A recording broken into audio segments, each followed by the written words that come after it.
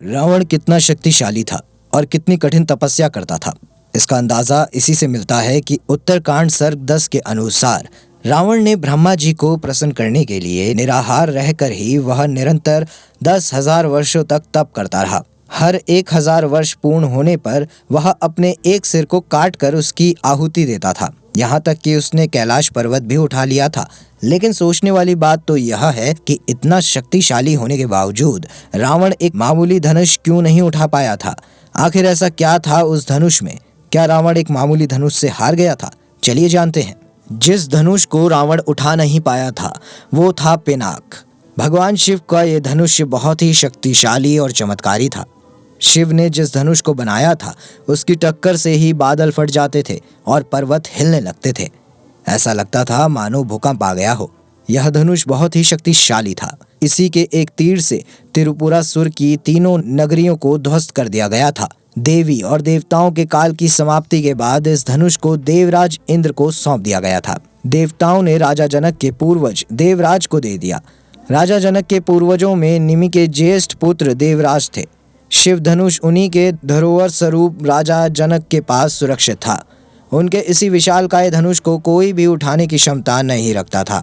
लेकिन भगवान राम ने इसे उठाकर इसकी प्रत्यंचा चढ़ाई और इसे एक झटके में तोड़ा। रामचरितमानस में एक चौपाई में एक शब्द वर्णित है, भव चापा, अर्थात इस धनुष को उठाने के लिए शक्ति की नहीं बल्कि प्रेम और निरंकार की जरूरत थी। यह मायावी और दिव्य धनुष था। उसे उठाने के लिए दिव्य गुणों की जरूरत थी। कोई अहंकारी उसे नहीं उठा सकता था। रावण एक अहंकारी मनुष्य था। वह कैलाश पर्वत तो उठा सकता था लेकिन धनुष नहीं। धनुष को तो वह हिला भी नहीं सकता था। रावण धनुष के पास एक अहंकारी और शक्तिशाली व्यक्ति का घमंड लेकर गया था। रावण जितनी उस धनुष में शक्ति लगाता वह धनुष और भारी हो जाता। वहां सभी राजा अपनी शक्ति और अहंकार से हारे थे।